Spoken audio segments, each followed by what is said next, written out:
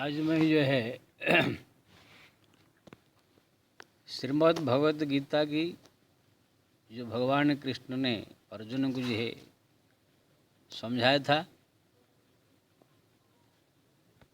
जहाँ से उनकी प्रवचन शुरू हुई थी, दूसरा अध्याय के 11 नंबर श्लोक से, वहाँ से फिर जो है आप लोग आगे इस श्लोक का व्याख्या करने जा रहा हूँ। ध्यान से सुनिए, बहुत ही सुगूढ़ रहस्य है। भगवान श्री कृष्ण की गीता जो है कोई ऐसे जो कथा कहानी नहीं है, प्रैक्टिकल जीवन में घटित होने वाली चीज़ें सब इसमें लिखा हुआ है, इसलिए इसकी बहुत बड़ा महत्वपूर्ण है, महत्व है हर एक श्लोक। कल जो है मैं वीडियो में बताया था कि भगवान कृष्ण ने यह कहा कि अर्जुन, संसार में जितने भी वस्तुएं हैं, जो भी देख रहे हो, सब नाशवान है, परिवर्तनशील है। इसलिए जो ज्ञानी होते हैं, कोई भी वस्तु के नष्ट हो जाने से, सुख आने से या दुख आने से, कोई चीज़ बिछुड़ जाने से या प्राप्त होने से दुखी या सुखी नहीं होते, समान अवस्था प्राप्त होती। क्योंकि ना ये संसार जो भी देख रहे हैं सब एक न एक दिन नष्ट होगा, एक न एक दिन परिवर्तन होगा, एक जैसे नहीं रहेगा। इस विषय में चर्चा हुआ था। आज ये है दूसरा अध्याय के 12वां नंबर श्लोक जो है भगवान कह रहे हैं, हे अर्जुन, न तेवाहम जातु नासन न त्वं नेवे जनाधिपाः न चैव न भविष्यामः सर्वे वयमतः परम्।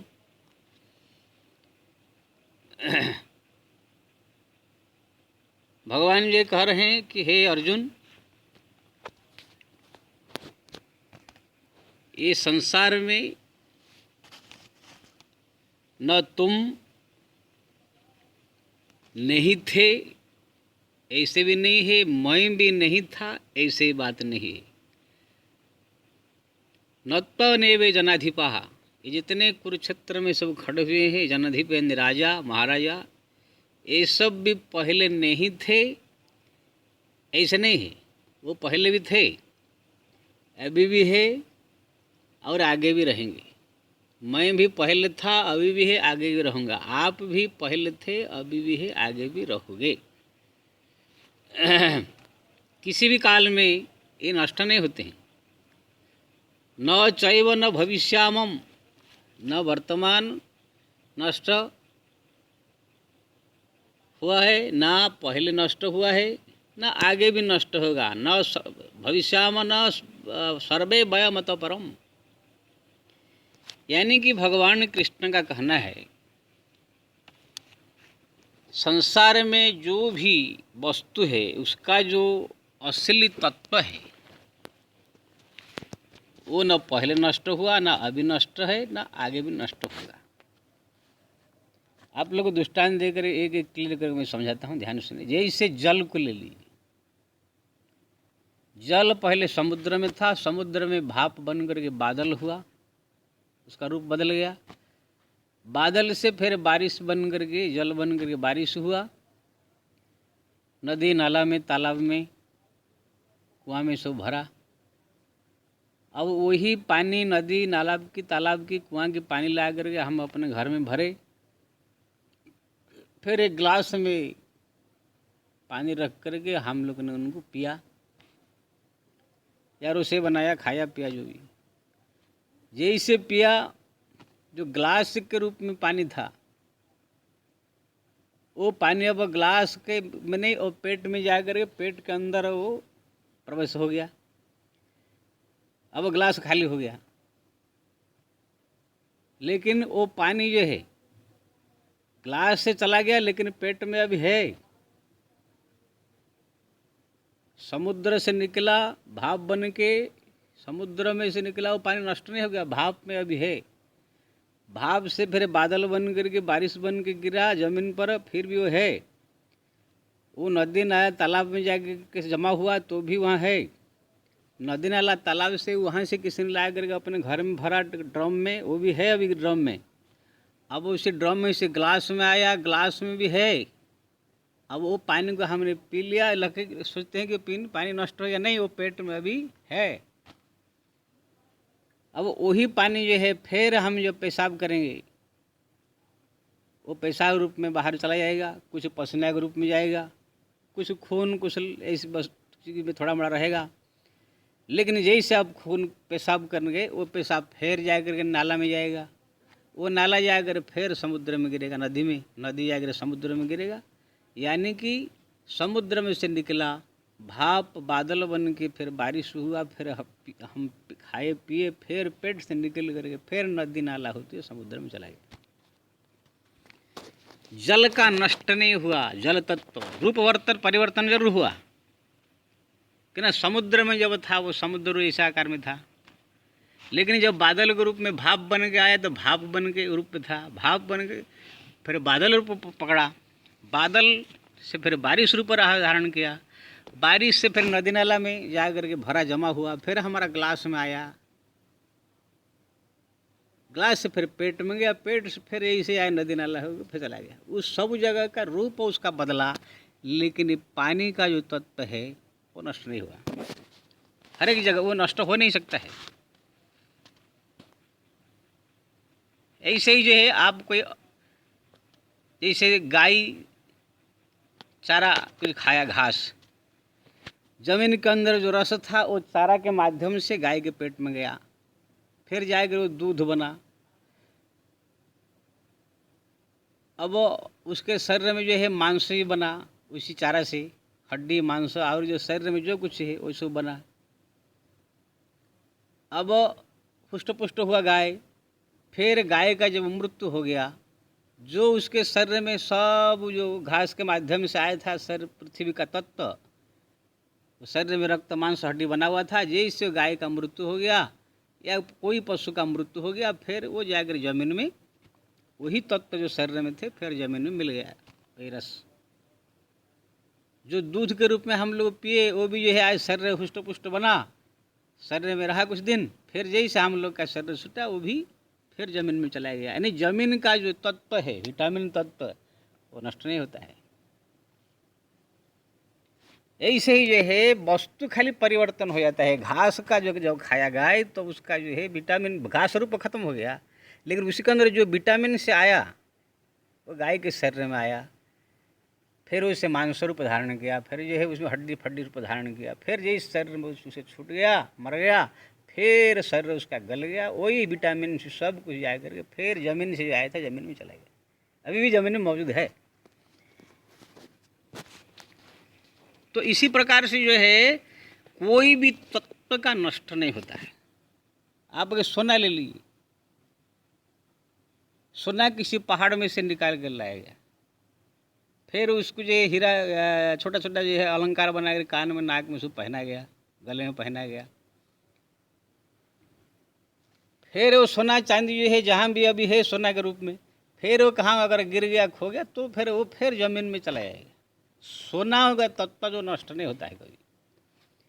तो इसी प्रकार से जो है भगवान का कहना है, हे अर्जुन, तुम जो कह रहे हो कि ये जितने सब भीष्म द्रोण आदि आदि जितने सामने हमारे जो खड़े हुए हैं, कृपाचार्य भीष्म पितामह जितने सब योद्धा है, ये सब जो है मेरे द्वारा युद्ध मैं करूँगा, सब मर जाएंगे, मेरे को कुल हत्या का पाप लगेगा, ये तुम्हारा भ्रम है। ये लोग को कोई मार नहीं सकता है। ये लोग को पहले भी थे, यानी अभी भी है, आगे भी रहेंगे, खाली ये लोग का रूप का परिवर्तन होगा। जैसे अभी जो है ये भीष्म पितामह के रूप में 14 फुट के 15 फुट लंबा है, दाढ़ी वाले हैं, एक ये जो है भीष्म पितामह नाम के शरीर में आकर ये प्रवेश हो गए हैं और रह रहे हैं, जिसको आप भीष्म पितामह कहते हैं। लेकिन जैसे उनका शरीर छूटेगा, भले इनका शरीर छूट जाएगा, शरीर जल जाएगा, लेकिन भीष्म पितामह जो असली आत्मा है और मन बुद्धि सब है, इसमें से निकल करके फिर जा करके अगर उनको कर्म के अनुसार अगर देवलोक को जाना हो तो देव रूप धारण कर लेंगे, मुक्ति होना है तो भगवत धाम चले जाएंगे, अगर संसार में जन्म लेना है तो फिर संसार में कोई ना कोई रूप में आकर के वही रहेंगे, वही मन बुद्धि अजित अहंकार जो आत्मा के साथ में रहेंगे, वो खत्म नहीं हो सकता है। ऐसे ही अभी जो भीष्म पितामह के रूप में या गुरु द्रोणाचार्य के रूप में जो है, ये इससे पहले जब इन लोग का जो जन्म से पहले ये लोग को और कहीं किसी न किसी रूप में थे। जैसे भीष्म पितामह जो है पहले अष्टवसु, जो देवताओं में अष्टवसु होते हैं उसमें से एक वसु है भीष्म पितामह। वशिष्ठ महाराज का अभिशाप से ये आकर के भीष्म पितामह भीष्म के रूप में जन्म लिए। तो पहले अष्टवसु के देवता के रूप में थे, फिर वहाँ शरीर छूटा आकर भीष्म पितामह बने, फिर ये जब मर जाएंगे फिर या करके वो अष्टवसु में से कुछ बन जाएंगे या भगवत धाम जाकर मुक्त हो जाएंगे।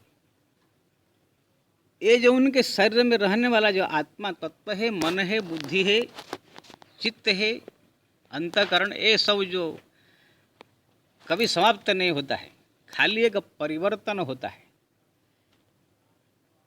इसलिए किसी के बारे में कोई मर गया तो उसके बारे में जो शोक लोग करते हैं उसके बारे में शोक नहीं करना चाहिए। हाँ, उनसे हम बिछुड़ गए, उनसे जो हमारा कुछ फ़ायदा हो रहा था वही फ़ायदा अगर नहीं हुआ या वो चले गए तो हमको जो है बहुत सारे परेशानियों का सामना करना पड़ा, उस रहते तो सब प्रकार मौत में, इसी प्रकार सोच करके थोड़ा तो ज़रूर दुखी होना चाहिए।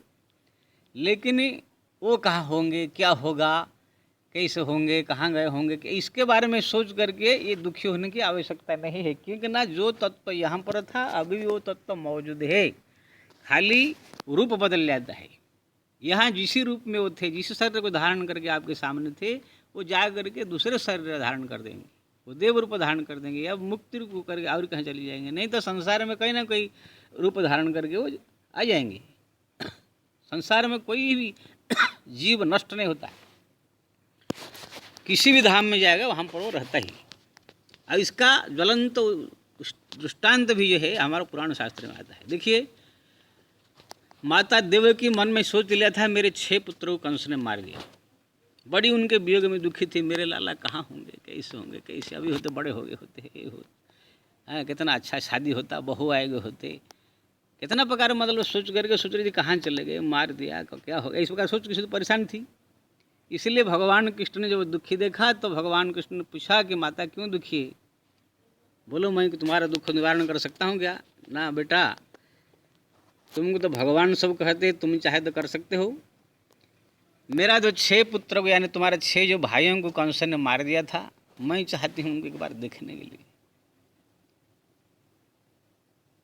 इसलिए उनको अगर वापिस लाओगे, क्या वो लोग है कहाँ? भगवान कृष्ण ने कहा माता वही बात कहा, संसार में कोई भी जीव नष्ट नहीं होता है। वो आपसे आपके हाथ से जो है कंस ले गया, उनको मार दिया, शरीर को मार दिया, वो लोग जाकर दूसरे अच्छे लोग के जन्म ले करके वहाँ पर अच्छा तो राजा दरबार में सुखी संपन्न जीवन व्यक्त कर रहे हैं। अगर आपको विश्वास नहीं तो मैं ला के दिखाता हूँ। तुरंत भगवान ने जो है ध्यान लगाया, पातालपुरी में राजा बलि के वहाँ पर जो है ये लोग को जन्म लिए थे, राज परिवार में। भगवान जाकर बलि राजा के वहाँ पहुँचे और देवकी माता का जो इच्छा प्रकट किया तो वहाँ पर 6 जो है वो भी वहाँ पर भी 6 भाई के रूप में थे राजा के दरबार में। वहाँ पर जो है वो सब ले करके आए। अब भगवान सर्वशक्तिमान है, छोटा सा रूप उनको जो है धारण करवाया, जैसे माता देवकी देखा था ऐसे लेकर 6 गुच्छा दे दिया। तो माता देवकी 6 के साथ में जो है गोद में लेकर के बहुत ही प्रसन्न हो गदगद हो गई। तब जो है वो 6 फिर बड़ा रूप धारण करके प्रकट हो गए, जैसे बड़े थे। माता जी आश्चर्य हो गई, इतने बड़े बड़े पुत्र हो गए हैं अब ना माता। हम लोग को आपसे छूटने के बाद कंस के हाथ में गए, वहाँ पर हमको हमारे शरीर को उसने मार दिया, लेकिन बलराजा के वहाँ फिर राजघर में जन्म हुए, फिर उसकी संपन्न होकर के हम लोग थे।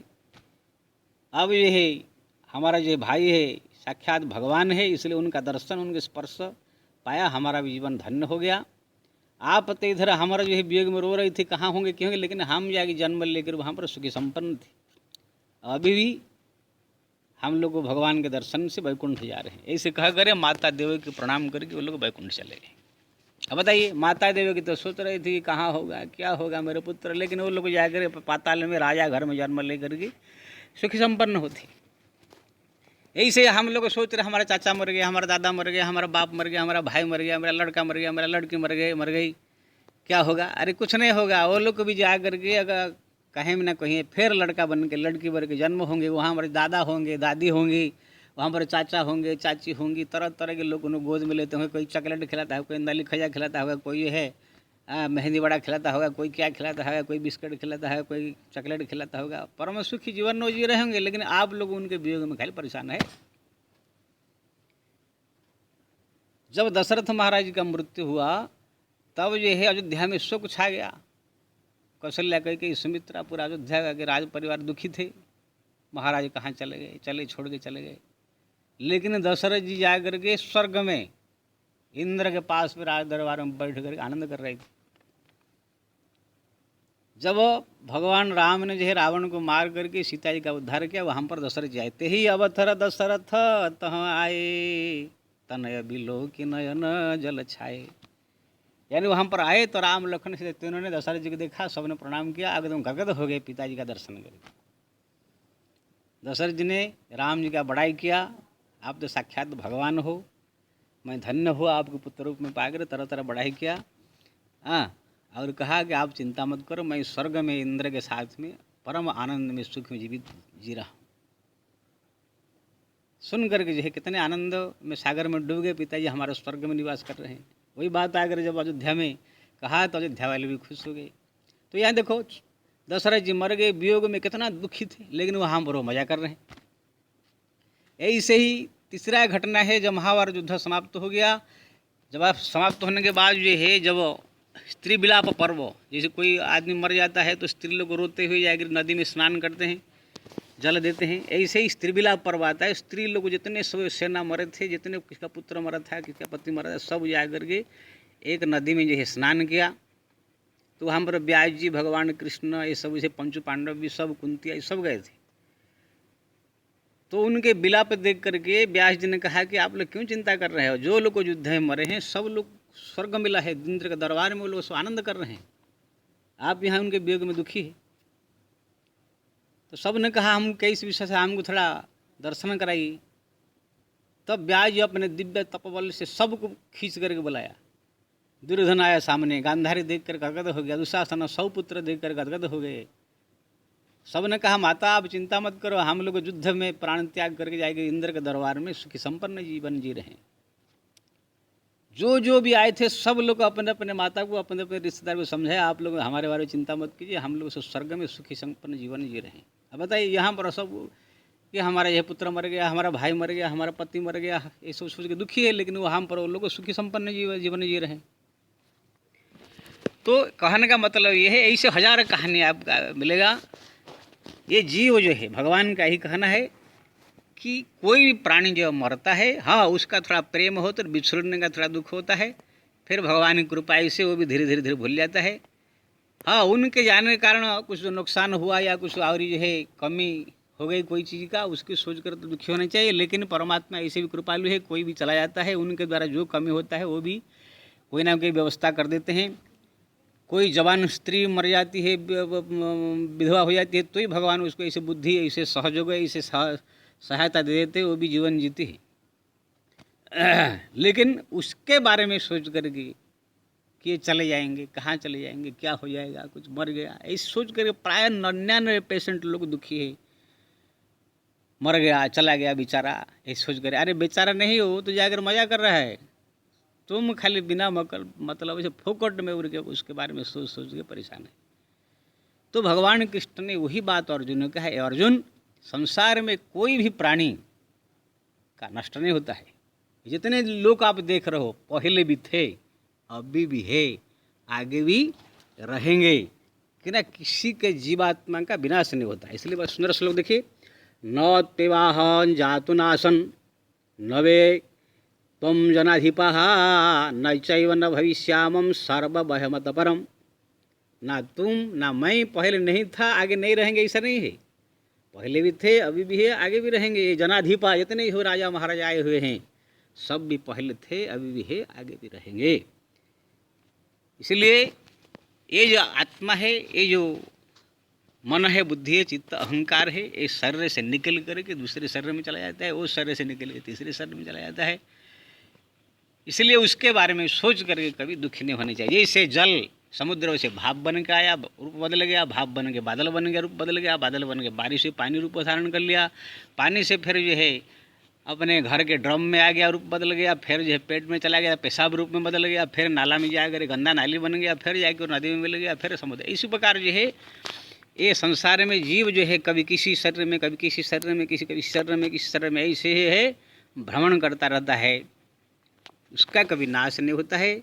लेकिन जिस दिन ये भगवत संबंध में आ जाता है कि संत के शरण में, गुरु के शरण में आ जाता है, भगवान का भजन करने लग जाता है, भक्ति करने लग जाता है, जप तप करने लग जाता है, तब ये है इसी शरीर के जो भ्रमण कर रहा है तरह तरह के, उसमें से निकल करके सब दिन के लिए भगवत धाम में जा करके स्थायी रूप में रह जाता है। उनको एक शरीर फिर प्राप्त होता है, जो दिव्य शरीर भगवत धाम में, फिर वो निश्चिंत हो जाता है।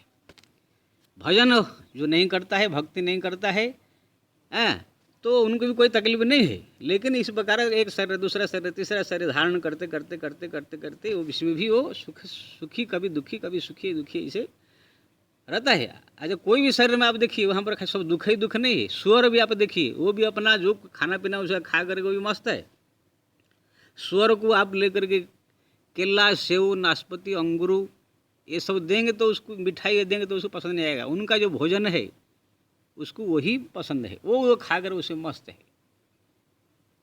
सबके अलग अलग भोजन। बंदरों के सामने लेकर के आप दाल भात सब्जी दूध खाएंगे नहीं, उसको केला, सेव, नाशपाती पसंद है। वही सुअर को केला, नाशपाती, सेव पसंद नहीं है। तो अलग अलग जो जिस जोनी में है, जो चीज़ जिनको भगवान बनाए है वो चीज़ खा पी करके वो रह करके उसमें आनंदित है, दुखी नहीं। हम खाली लगता है कि ये सुअर गंदा खा रहा है, उनके लिए गंदा है, लेकिन हमारे लिए गंदा है, उनके लिए अमृत है। इसलिए हम लोग इस जो सोच रहे हैं कि ये बड़ा दुखी है, इसका घर नहीं है, इसका द्वार नहीं है, जीव का, पंछियों का जो है कोई घर नहीं है, द्वार नहीं है, इसे अरे नहीं, वो लोग आकाश में उड़ करके अपना घोंसला में रहकर मस्त है। ऐसे कथा आता है कि भगवान जो है नारायण ने एक बार नारद जी कहा कि नारद, सब संसार में दुख सुखी तो लोग है। अरे महाराज, नारद जी ने कहा क्या सुखी है, ऐसे ऐसे छोटे छोटे जीव है, ऐसे गंदगी में पड़े हैं कि वो लोग को जो है दुख उनका देखा नहीं जाता है, ऐसे ऐसे तकलीफ में है। भगवान ने कहा दुखी है, अच्छा ठीक है, कोई ऐसे जो सबसे दुखी परेशान रहने वाला कोई प्राणी को पकड़ कर मेरे वैकुंठ में ले आओ, यहाँ पर उनको सुखी कर देंगे। तो नारद जी जो है चारों तरफ घूमते घूमते घूमते आए, देखा है कि सुअर जो है वहाँ पर एक जगह गंदा खा रहा था, कचड़ा, मलमूत्र, उसका तो वही भोजन है। सोचा कि इससे बढ़ करके और गरीब दीनहीन और गंदा कौन हो सकता, दुखी। कहा कि ये सुअर, तुम ये सब क्या गंदा खा रहे हो, क्या ये सब दुखी जीवन जी रहे हो, चलो मेरे साथ वैकुंठ में, वहाँ पर परम दिव्य सुख आपको मिलेगा। तो सुअर ने कहा महाराज, वैकुंठ में क्या ऐसे गरम गरम गरम गरम जो है मलमूत्र सब मिलेगा? नारद जी ने कहा अरे तू मूर्ख है, वहाँ पर ये गंदा है, ये मलमूत्र नहीं है, वहाँ पर तो दिव्य भोजन, अमृत, लड्डू, पेड़ा, बर्फी, दूध, दही, मलाई, एकदम दिव्य भोजन मिलेगा। तुरंत ये सुअर ने नाक सिकड़ा, बोला महाराज ये दिव्य भोजन आपको मुबारक है, हमारे लिए तो गरम गरम यही जो मलमूत्र सब मिल रहा है, ये जहाँ मिल रहा है वही हमारे लिए स्वर्ग है।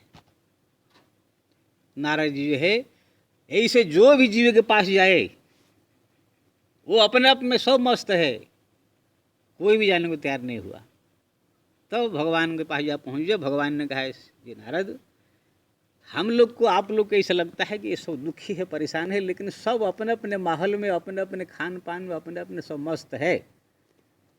हाँ, वो भ्रम के कारण है, जब मेरे धाम में आ जाता है फिर वो सत्य सुख हो जाता है। लेकिन वो लोग भी अपने जो है जहाँ जैसे है वो सब सुखी संपन्न है। तो कहने का मतलब ये है कोई प्राणी जो मर जाता है अगर ये संसार चला गया तो ये मत सोचो कि वो दुखी होगा, कहाँ होगा, कैसे होगा, नहीं, वो जहाँ भी होगा अपने माहौल में वो परम सुखी होगा, अपने कर्म के अनुसार, चाहे स्वर्ग में हो, चाहे धरती में जन्म लिया हो, चाहे वैकुंठ में हो। इसलिए बुद्धिमान व्यक्ति को जो है कभी उसके बारे में सोच नहीं करना चाहिए। भगवान कृष्ण का यही जो है कहना है कि अर्जुन, तुम जो सोच रहे हो भीष्म पितामह मर जाएंगे, कहाँ क्या हो जाएगा, फिर जो है द्रोणाचार्य चले जाएंगे, कैसे होगा, कहाँ चले जाएंगे, अभी कितने अच्छे जीवन जी रहे, नहीं नहीं नहीं नहीं, वो मर जाएंगे तो भी वो जहाँ जाएंगे वो कहीं ना कहीं रहेंगे, वो सुखी रहेंगे, पहले भी थे, अभी भी, आगे भी रहेंगे। तो भगवान कृष्ण का जो ये वचन है, सब लोग को जो है अनुकरण करना चाहिए। कोई भी अगर संसार में व्यक्ति मर जाता है या कोई चीज़ आपसे बिछड़ जाता है, कोई कहाँ कोई चीज़ चला जाता है, वो चीज़ का नष्ट नहीं होता है, वो कहीं ना कहीं जा करके फिर रहेगा। अब प्राय जीव जो मर जाते हैं, कोई रिश्तेदार छूट चला जाता मर जाता है, उसके बारे में तो सोचने की ज़रूरत नहीं।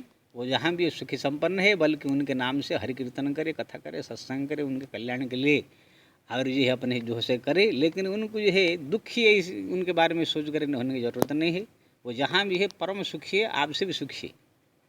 अगर अब भगवान आपको दिव्य दृष्टि दे तो आप देखोगे आपके जितने भी रिश्तेदार सब मरे हैं, सब अपने अपने जहाँ जहाँ पैदा सब परम सुखी संपन्न सब है। तो इसलिए यहाँ पर भगवान ने कहा, हे अर्जुन, तुम जो कह रहे हो कि भीष्म पितामह, ये द्रोणाचार्य सब मर जाएंगे, फिर कहाँ जाएंगे, क्या होगा, नहीं, ये लोग पहले भी थे, अभी भी है, आगे भी मरने के बाद जहाँ भी जाएंगे सुखी रहेंगे, इनका कभी नष्ट नहीं होता है।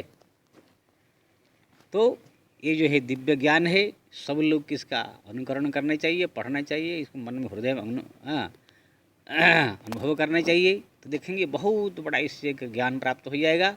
तो फिर आप लोग के कोई भी मरे, कोई भी जिए, कोई भी है, आपको इतना दुख नहीं होगा। मैं अपना बता रहा हूँ, मेरे जीवन में हमारे पिताजी गए, माताजी गए, दो भाई गए, हमारे घर के कम से 8-10 जो है परिवार के मर गए हैं, लेकिन कभी मैं जो है उनको याद करके दुखी नहीं हुआ। क्या मेरे को मालूम है, पिताजी गए, पिता माता हमारा बड़े धार्मिक थे, बहुत भक्ति वाले थे। पिताजी तो हमारा 4 घंटा मैं खाली देखता, सुबह 4 बजे उठ जाएंगे, 7-8 बजे तो बैठेंगे, राम राम राम राम राम राम राम जप करते थे, अकेले अकेले अखंड हरि कीर्तन कर लेते थे, धाम तीर्थ किया, बहुत जो है यज्ञ किया। तो ऐसे व्यक्ति अगर मर गया तो उनको तो दिव्य धाम मिलना ही है, कल्याणी होगा, जहाँ भी जाएंगे परम सुखी होंगे। उनके बारे में क्या सोचने का, वो तो हमसे भी और परम सुखी पिता माता होंगे। इसलिए मैं कोई भी जब हमारा रिश्तेदार मरता है तो मैं दुखी नहीं होता हूँ, वो अरे यहाँ पर था और कहाँ भी आगे होगा। तो इसी प्रकार एक ज्ञान जब व्यक्ति को प्राप्त हो जाए तो देखेंगे कोई आपके घर में अगर प्राण त्याग कर देता है, मर जाता है, छूट जाता है, तो आपकी जो है दुख नहीं होगा, ये बहुत बड़ा फायदा हो जाएगा। लेकिन ये ज्ञान आपने सुन लिया, मैं भी कह दिया, ये ऐसे ही दिमाग में बैठ नहीं जाएगा। बैठेगा तब ये पूरी तरह से जब भगवान का भजन करेंगे, राम नाम जपेंगे, राम नाम स्मरण करेंगे, राम नाम चिंतन करेंगे, चलते फिरते जप तप पूजा पाठ धाम तीर्थ भक्ति में जुड़ेंगे, तो भगवान की कृपा होगी, तो ये ज्ञान आपके हृदय में बैठेगा। नहीं तो आप, मैंने कह दिया, आपने सुन लिया, फिर जो 4 दिन के बाद भूल गया। ये क्योंकि ना कोई जरूरी नहीं कि हर एक चीज़ हम सुन लेने से दिमाग में बैठ जाता है। कहीं प्रवचन होता है 10-10 घंटा, 8-10 दिन, हजारों बातें कही जाती है वहाँ। क्या सब लोग सब दिमाग में बैठता है? इधर कहते जाते, उधर भूलते जाते, फिर घर में आके 2 दिन सब भूल जाते। इसलिए दिमाग में बैठाने के लिए ये बात को अगर आप चाहते हो तो हरि नाम जप करो, भगवान का नाम चलते फिरते उठते बैठते जपे, भगवान को स्मरण करे, भजन करे, और उनसे प्रार्थना करे, प्रभु ये सब ज्ञान हमारे हृदय में बैठ जावे, हमारा मन में बैठ जावे, इसका अनुभव हो जाए, जिससे हम लोग को भी किसी के वियोग में दुख न हो, किसी के कोई मर जाने से। तो इसी प्रकार जब भगवान का प्रार्थना करेंगे तो उनके कृपा से ही ये हृदय में बैठेगा। हमारा खाली इतना काम उनका भजन करना, उनका भक्ति करना। तो देखेंगे ये ज्ञान जब आपको प्राप्त हो जाएगा तो बहुत बड़े दुख से आप बच जाएंगे, बहुत बड़े आपको संकट से भी, बहुत बड़े जो है टेंशन से आप जो है बच जाएंगे। जय श्री राम।